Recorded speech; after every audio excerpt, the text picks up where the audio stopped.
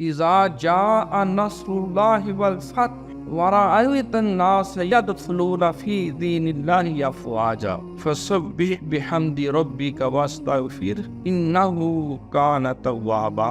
تو حضور علیہ الصلوۃ والسلام کی مشن کے حوالے سے جتنی گفتگو ہمارے خلفاء نے صاحبان نسبت نے کی ہے، اس کا بھی اگر لب لباب اور خلاصہ پیش کیا جائے وہ یہی ہے کہ کوئی ایسا برا لقب نہیں معاذ اللہ جو پیغمبر اسلام کو مشرکین نے، یہودیوں نے، نصرانیوں نے اور اسلام کے دشمن اور منافقین نے نہ دیا ہو۔ کوئی ایسی اذیت و تکلیف نہیں جو کسی کو ممکن حد تک دی جا سکتی ہے، سرکار کو اور آپ کے صحابہ کو اس میں سے نہ گزرنا پڑا ہو۔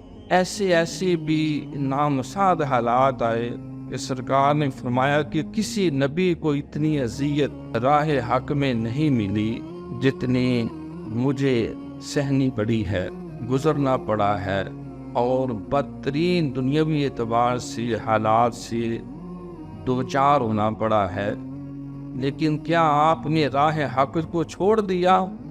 نہیں چھوڑا۔ بہت ساری مشرکین کی طرف سے مرات پیش کی گئیں اور کئی قسم کے اعزازات پیش کرنے کے پیشکشیں کی گئیں، تو سرکار نے فرمایا تم میرے ایک ہاتھ پہ سورج اور ایک پہ چاند بھی لا کے رکھ دو، وہ ڈیوٹی جو اللہ نے میرے سپرد کی ہے میں اس سے باز نہیں آؤں گا۔ تر شروع ہو کہ تو گالی ہزار دے، یہ وہ نشہ نہیں جسے ترشی اتار دے۔ وہ ساری پیشکشیں اور وہ سارے لالچ ٹھکرا دیے اور مخالفت کی بھی انتہاؤں تک وہ لوگ چلے گئے، لیکن الاستقامۃ فوق الکرام، اسی کا دوسرا نام شریعت میں صبر ہے، اور جب اللہ کی طرف سے تائید مل جائے تو اسی کا دوسرا پہلو شکر ہے۔